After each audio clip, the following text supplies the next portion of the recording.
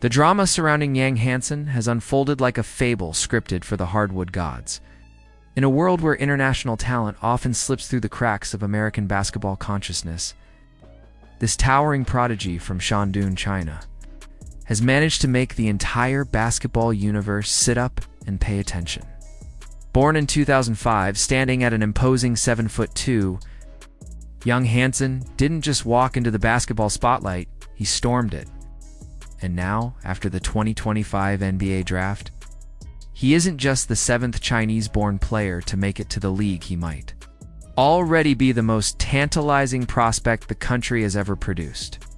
A young man they're calling the Chinese Jokic, and for good reason.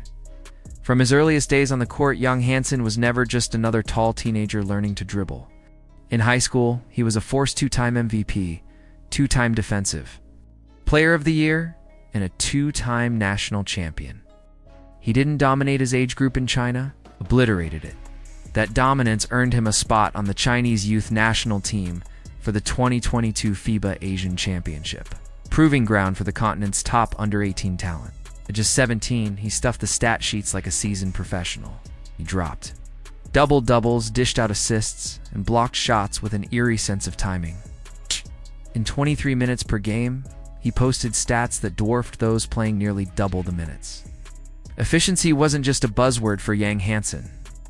It was his brand, but skeptics couldn't help themselves. It was, after all, only the Asian Championships, against American and European blue-chip talent. Surely he'd fall back to earth. Except he didn't.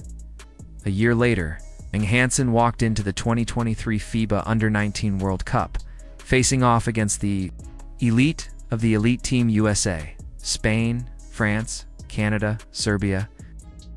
On paper, this was where the hype died. Instead, this is where it was born anew.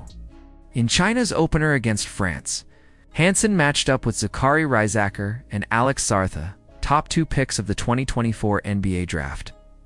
By the final whistle, Yang Hansen had completely outshone them. Sarr, heralded as a future ALNBA defender, was supposed to neutralize Hansen. Instead, he was the one getting cooked. Hansen had 14 points on 6-7 shooting, 6 boards, 3 assists, 3 blocks on an aura that screamed dominance. Sarr, just 38% shooting and 9 points. That performance was no fluke.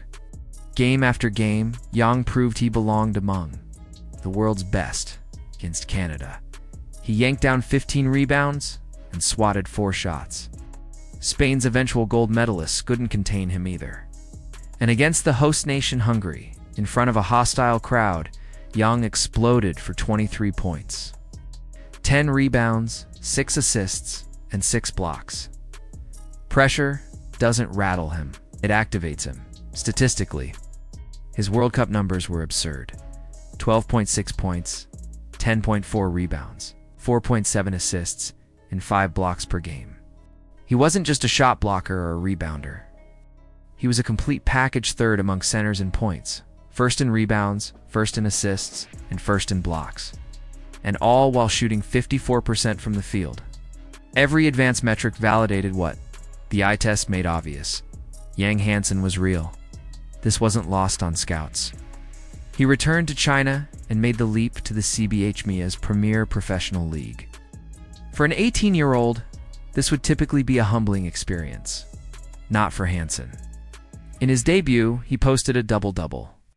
But it was in just his third game against the Shanghai Sharks where he announced himself to the world. 31 points, 16 rebounds, 4 assists, 4 blocks. On the road, in overtime.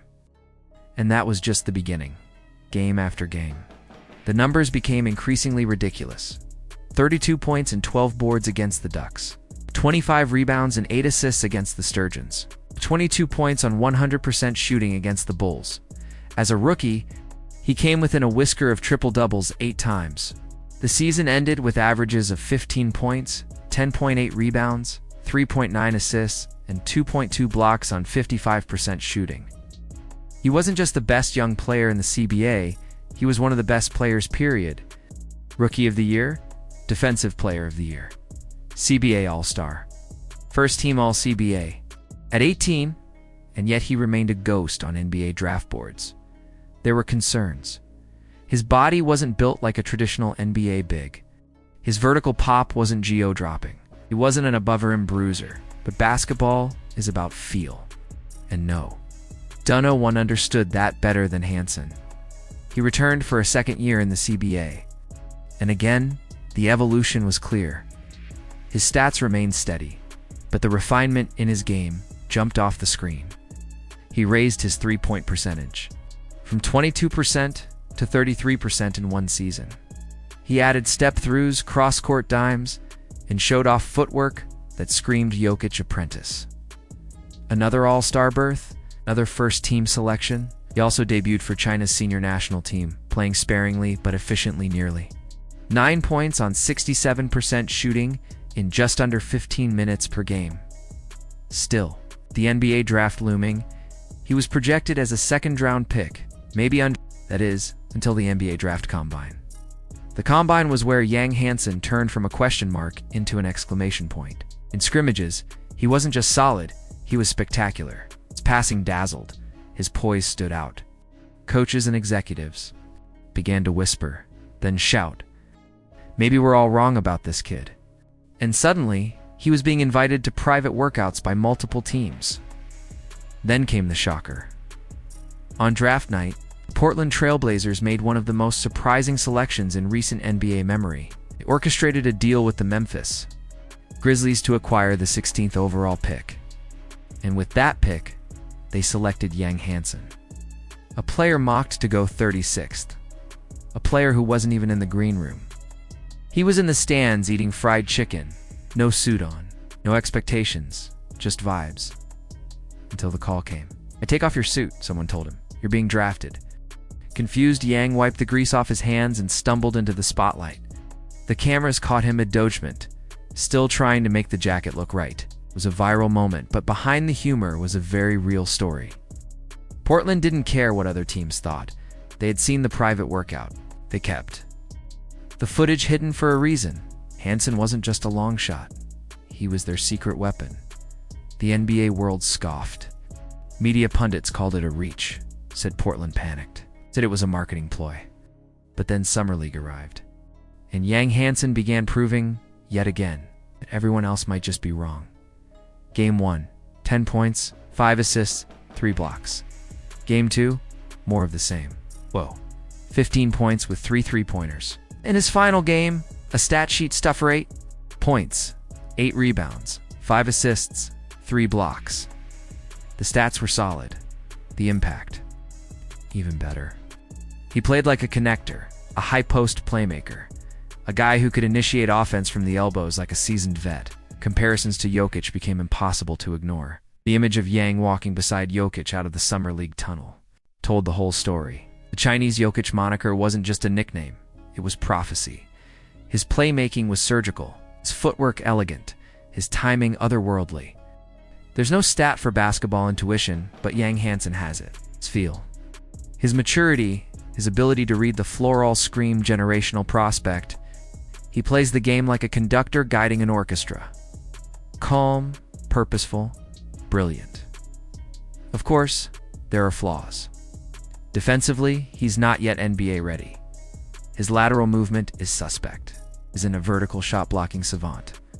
In the NBA, where pick-and-roll coverage is surgical and unforgiving, those weaknesses could be exposed. But here's the thing. Everything he lacks can be fixed. Conditioning, strength, reaction time. It all improves with NBA coaching and experience. What can't be taught is what Yang Hansen already possesses in spades. IQ, poise, passing, and a feel for the game that simply cannot be manufactured. The Trailblazers don't need him to be a savior. Not yet. They have time. They have Scoot Henderson, Shad and Sharp, Donovan Klingon. Hansen won't need to carry the load from day one. Instead, he can grow, develop, flourish,